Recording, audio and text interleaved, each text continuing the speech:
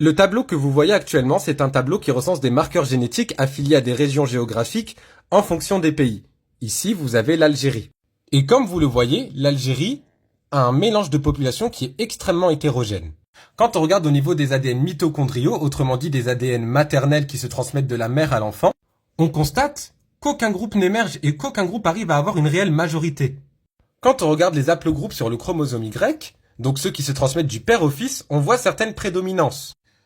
Mais encore une fois, aucune data qui permette de déterminer une homogénéité génétique. L'ensemble des marqueurs génétiques les plus importants, c'est les marqueurs génétiques nord-africains, mais ils ne composent que 50% de la population masculine, encore une fois je le répète, parce que chez les femmes c'est 20%. Et encore, quand je le disais, c'est un ensemble de marqueurs, parce que si on s'attarde aux marqueurs génétiques le plus important, c'est 44% de la population algérienne.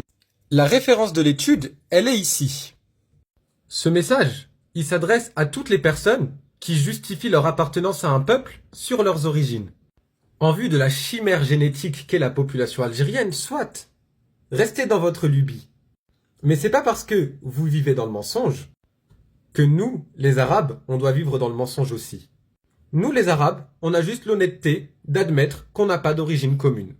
Et par conséquent, on part du principe qu'on s'en fout de savoir d'où on vient, le plus important c'est la culture que l'on a. C'est pour ça que selon nous, le peuple arabe, et pas selon moi, j'ai pas sorti cette définition de mon chapeau magique, une personne qui adopte la culture arabe devient arabe. Arabi musta'arab. Arabi musta'arab, ça veut dire arabe arabisé.